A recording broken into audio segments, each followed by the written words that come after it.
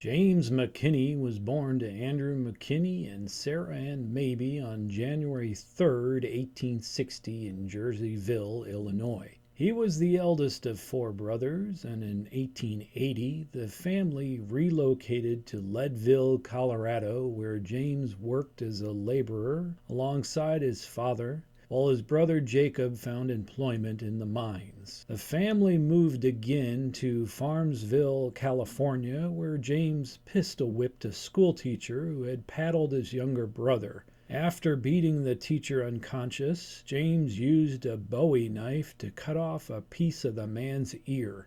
Deputy Sheriff witnessed the attack and intervened, managing to arrest James despite being slashed on the arm during the apprehension. After the incident, James went alone as a drifter. By 1898, Goler-Kern County's voting registration cards listed Jacob and their younger brother Edwin as miners searching for placer gold. Meanwhile, James and Madison were mining 6 miles north in Randsburg, with records noting James had lost his left index finger. James stood 5'8" with brown hair and blue eyes and was known to fly off the handle when drunk, a weakness that led him in and out of jail. One day, he and his drinking buddy Bob McFarland took a buggy to the small foothills community of Merced Falls. By nightfall, they were arrested for brawling, assault with a deadly weapon, and attempted murder at a town saloon. The murder charges were dismissed, but he was sentenced to 2 years at San Quentin. He was released on good behavior in 1886. McFarland remained on the straight and narrow for 18 months before getting involved in drinking-induced pistol target practice inside a Visalia saloon. The following year, McFarland was arrested and found himself in jail with James, who had been charged in an unrelated crime. The two escaped, and the law took chase to Wyoming, where James loaded his way back into handcuffs. When in Visalia, James reportedly shot a woman in the buttocks for rejecting him, and in 1899 he shot Long Tom Sears after his girlfriend claimed Sears had mistreated her. James confronted Sears in a Bakersfield alley, trying to provoke a fight. Sears, who had been a friend of James, didn't want to fight and threw his gun down. It didn't matter to James whether Sears was armed or not, and shot him in cold blood. As a bullet ripped through Long Tom's body, Deputy Sheriff John Crawford was in a nearby outhouse. Hearing the shot, Deputy Crawford ran out with his pants down and encountered James, who shot him twice in the hip. James was arrested and tried, but surprisingly he was acquitted on both Sears' murder and shooting Crawford. By 1900, James and Edwin had relocated to Tulare River Township in Tulare, where they had ridden on the census lending officers. On Sunday morning, July 27, 1902, James was employed at the Mint Saloon as a night manager. Around midnight, he and Ralph Calderwood, known as Scotty, was a businessman who owned a chop house, were drinking together at the Mint.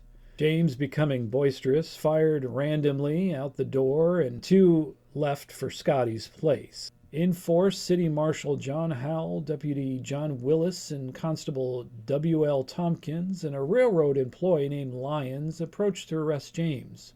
When they were within 15 feet, James began shooting, and the officers returned fire. Willis called out, "Jim, stop your shooting," and James fired back. When his gun snapped on the next attempt, Willis said, "Come on, boys! He has no more ammo. We will get him now."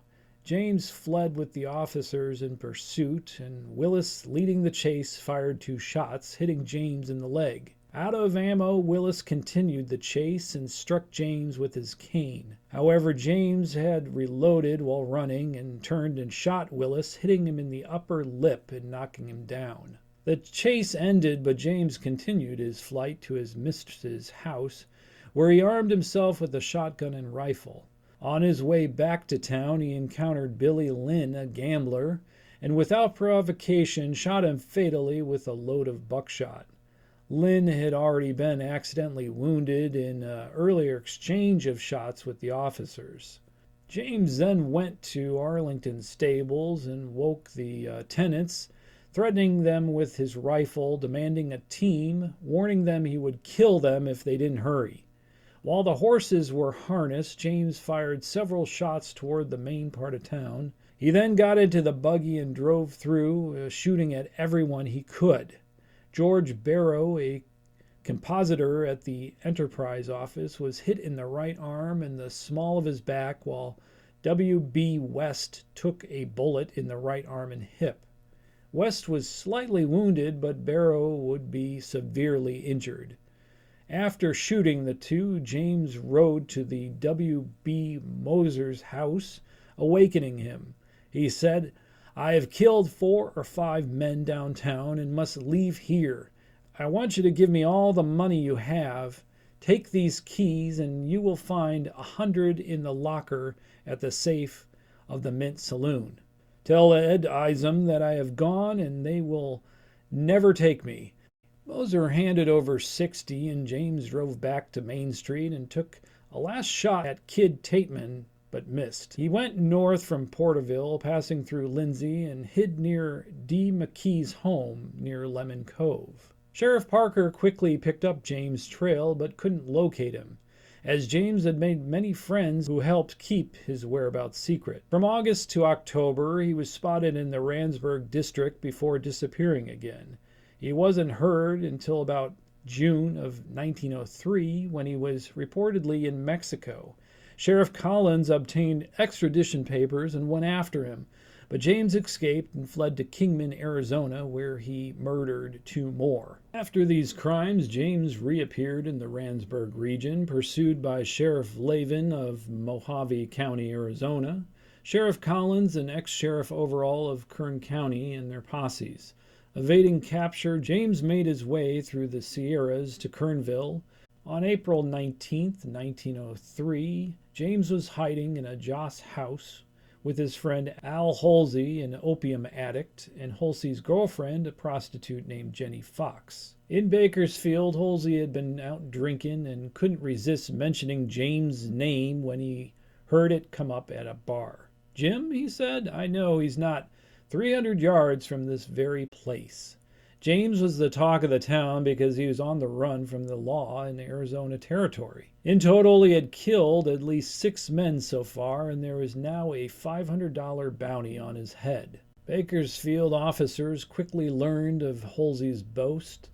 Marshal Jeff Packard and Deputy Will Tibbett knew James well, and Packard even liked him. 10 lawmen gathered a few blocks from the Joss house to devise a plan. They reached the area in 3 separate carriages from different routes, taking positions around 21st and 22nd Streets and in the alley between. Packard and Tibbett rode together, while Tibbett's brother, Deputy Bert Tibbett, rode with the Tulare County Sheriff. Upon arrival, Will Tibbett and Jeff Packard took their time tying their horse and buggy to the hitching post, talking loudly to avoid suspicion. They entered the Joss house through the back staircase and armed themselves with a shotgun and rifle, while the other lawmen stood watch out of sight, ready to intervene if needed. Packard and Tibbett cautiously peered down halls and opened unlocked doors, finding clusters of Chinese immigrants huddled quietly inside. Finally, they reached a locked door, and Tibbett tried to open it, but it was closed. Packard ordered the Joss house proprietor to unlock it, but the man claimed he didn't have the key. Accounts vary from this point, but one had Tibbett retrieving a skeleton key he had carried on such occasions. James and Al Holsey listened inside the room as the keys rattled in the lock. "We're in for it," James said. "Let's go," Holsey replied, raising their shotguns to firing position.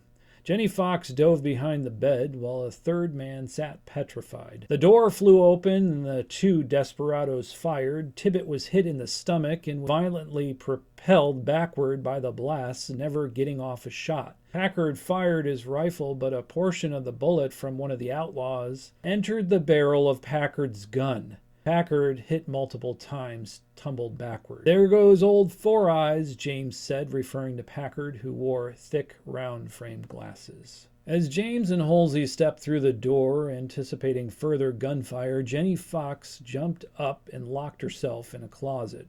The third man in the room, if he ever did exist, was never found. Will Tibbet, with a rifle bullet in his right side and buckshot wounds in his hands and face, staggered through the rear door and collapsed at the foot of the steps. Bert Tibbet came running up the alley, crossing L Street, and headed for the rear of the Joss house. There he saw Packard standing next to the outhouse door, bloodied and weaponless. "Look out!" Packard shouted. "He's in the door!" Bert whirled around just in time to see James' shotgun poking through a crack in the partially open door. James peered around to get a look, and for a moment, just 12 feet apart, the men stared down the barrels of each other's shotguns. Tibbet fired first, and James fell back but scrambled to his feet. Bert Tibbet looked down and saw his brother still barely breathing.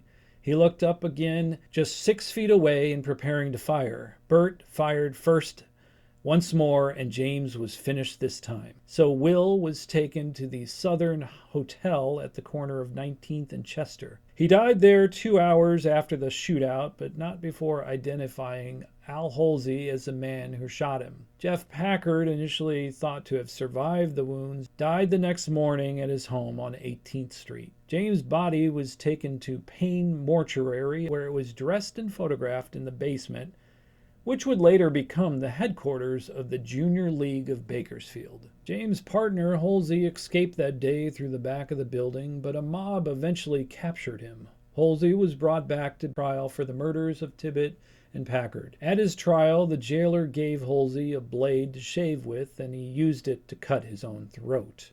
He died there and was buried in an unmarked grave not 30 feet from the men he helped kill.